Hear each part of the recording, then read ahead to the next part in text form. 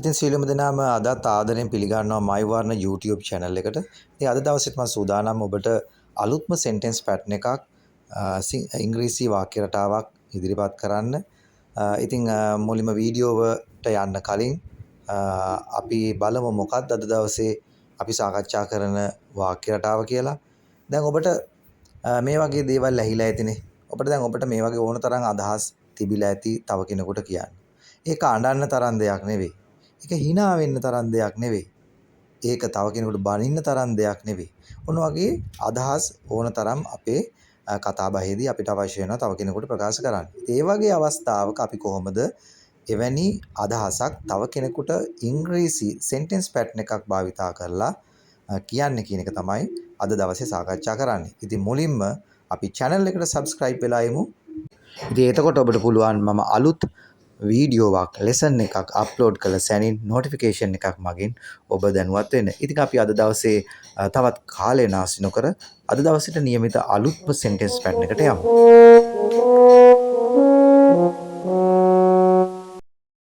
ඉතින් මම විශ්වාස කරනවා අද දවසේ අලුතින්ම My Varna YouTube channel එකේ sentence pattern පාඩම් මාලාවට සම්බන්ධ වෙන අය මේ වෙන විටත් subscribe කරගන්න ඇති channel එක. ඉතින් ඒත් එක්කම අපි බලමු අද දවසේ sentence pattern එක කොහොමද අපි ගොඩනගා ගන්නේ කියලා. ඒ වගේම තමයි දැන් අපි sentence pattern ඉගෙන ගත්තට වැඩක් නැහැ නේ. අපි දැන් sentence pattern එකක් ගොඩනගා ගන්න හැටි හරි සරලව කියලා දෙනවා සැකිල්ලක් ආධාරයෙන්. නමුත් අපි දැනගන්න ඕන මේ කොටස් කොහොමද අපි ප්‍රැක්ටිස් කරගන්නේ. එහෙම නැත්නම් මේක මතකයේ තියාබා ගන්න කොහොමද කියන එකත් අපි ඉගෙන ගන්න ඕන. ඉතින් අද දවසේ මම ඒකටත් ඉඩකඩ වෙන් කරගන්නවා sentence pattern එක ඉගෙන ගන්න ගමන්ම මේ sentence pattern එක ප්‍රැක්ටිස් කරගන්නේ කොහොමද? ඒ වගේ මේ කොටස් මතකේ තියාගන්නේ කොහොමද කියන එක සම්බන්ධවත් කතා කරනවා. හරි. දැන් බලන්න මම මේ ඉදිරිපත් කරන වාක්‍ය රටාවේ තේරුම මොකක්ද කියලා. That's not a thing to cry. That's not a thing to cry. ඒ කියන්නේ ඒක අනන්න තරම් දෙයක් නෙවෙයි.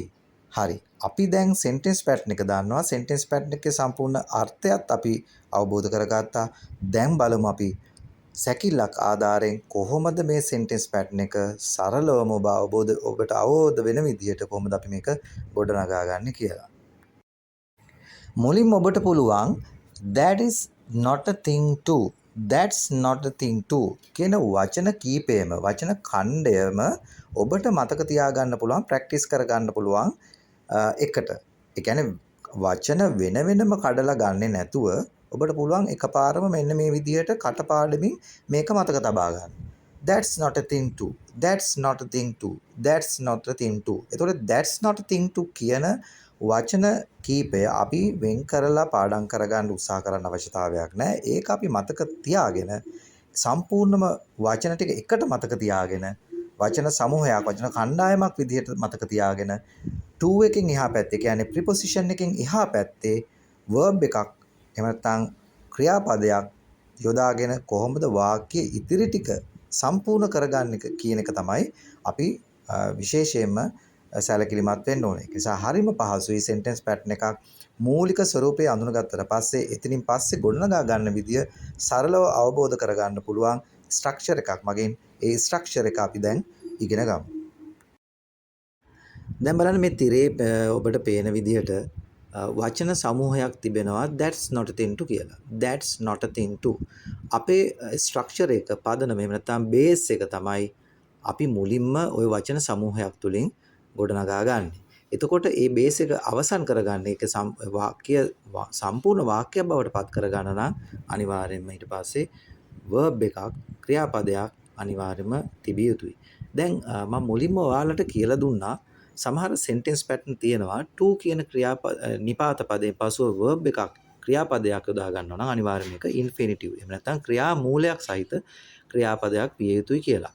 ඉතින් ඒ රීතියම මෙතෙන්ටත් අදාළ වෙනවා that's not a thing to කියන වචන සමූහය අවසන් වෙලා තියෙන්නේ to කියන නිපාත පදයෙන්. එතකොට to කියන නිපාත පදයේ පසු ඔබට ඕනෑම ගැළපෙන ඕනෑම verb එකක් infinitive ස්වරූපයෙන් එහෙම නැත්නම් ක්‍රියා මූල ස්වරූපයෙන් තබා ගත යුතුයි. එතකොට මෙහිදී වැදගත්ම කරුණ වෙන්නේ ඔබ වචන සමූහයක් කටපාඩම් කරගත්තා that's not a thing to කියලා.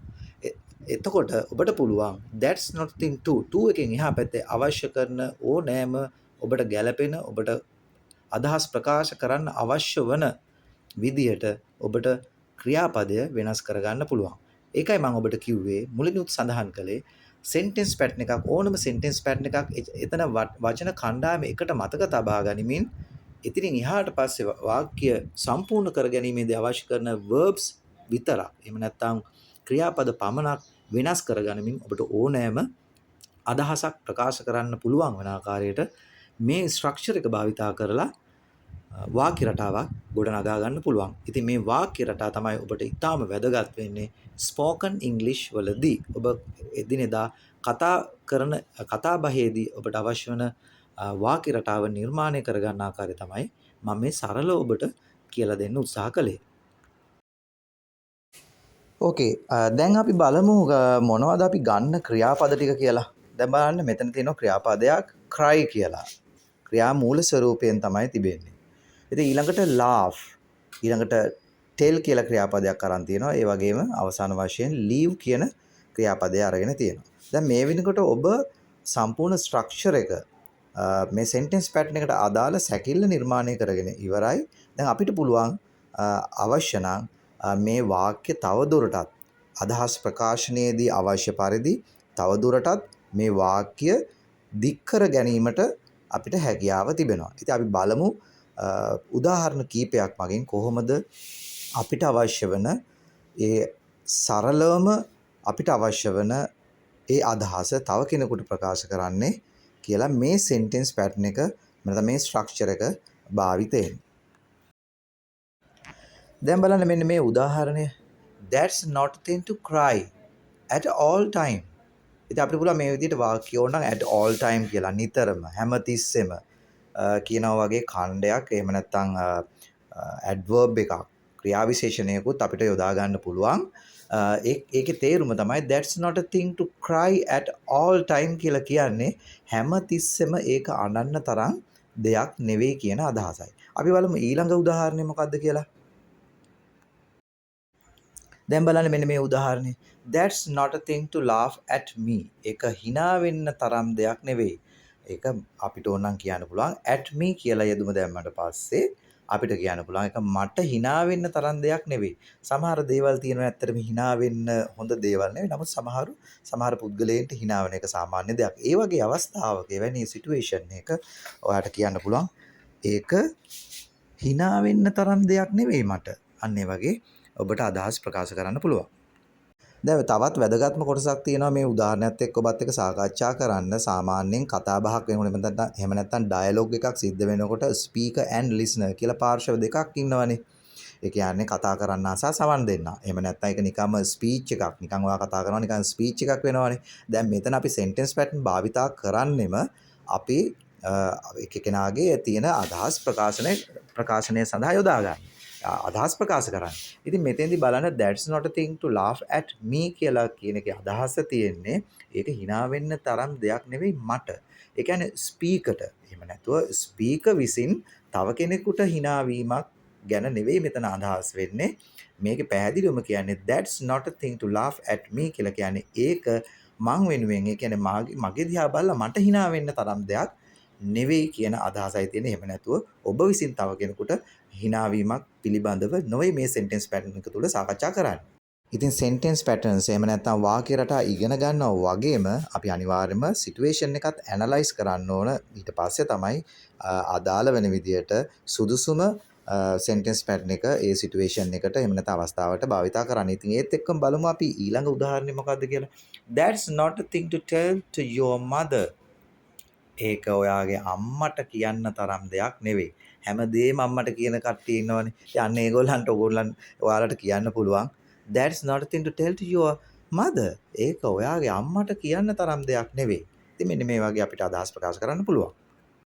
ඉතින් අවසාන උදාහරණයට යන්න කලින් මට හිතෙනවා මේ සිටුේෂන් එක පොඩ්ඩක් අපි ඇනලයිස් කරගත්තොත් හොඳයි, අවබෝධ කරගත්තොත් හොඳයි මේ sentence pattern එක භාවිතා කරන්න සිදු වෙන. ඉතින් අපි දන්නවනේ සාමාන්‍යයෙන් දෙදෙනෙක් අතර නේද? එහෙම නැත්නම් ලව් ෆෙයා එකක් තියෙන අය අතර, දෙමව්පියෝ අතර ඕන තරම් සමාජයේ අපි මේ පවුල තුල ජීවත් වෙනකොට අපිට පුංචි දේවල් අඩුපාඩුකම් සිද්ධ වෙනවා. සමහර අය දාලා යනවා. නේද? සමහර අය ඉවසගෙන ඉන්නවා. ඒ දාලා යන අයට මෙන්න මේ සෙන්ටෙන්ස් පැටර්න් එක භාවිතා කරලා හරි ලස්සනට අපූර්වට අදහසක් ඉදිරිපත් කරන්න පුළුවන්. විශේෂයෙන්ම ඔබව කවුරු හරි කෙනෙක් පුංචි සිදුවීමකට ඔබ අතහැර යනවා දාලා යනවා ඔබ ඔයාව තනි කරනවා නම් මෙන්න මේ සෙන්ටෙන්ස් පැටර්න් එක හරි ලස්සනට අපූර්වට භාවිතා කරන්න පුළුවන්. ඉතින් බලමු මේ උදාහරණය මොකක්ද කියලා. That's not a thing to leave me alone. ඒක මාව තනි කර යන්න තරම් දෙයක් නෙවෙයි. That's not a thing to leave me alone. ඒක මාව තනි කර යන්න තරම් දෙයක් නෙවෙයි. තනි කරන්න තරම් දෙයක් නෙවෙයි. ඉතින් අද දවසේ මම හිතනවා ඊටාම වැදගත් සෙන්ටෙන්ස් පැටර්න් එකක් අපි සාකච්ඡා කළා. ඉතින් මම සූදානම් ඊළඟ දවසෙත් ඔබට අලුත්ම පාඩමකින් අලුත්ම සෙන්ටෙන්ස් පැටර්න් එකක් ඉදිරිපත් කරන්න. ඉතින් ස්තුතිවන්ත වෙනවා ඔබ මාත් සමග රැඳී සිටියාට. ප්‍රාර්ථනා කරනවා සුවදායී දවසක්. බොහොම ස්තුතියි. Thank you once again.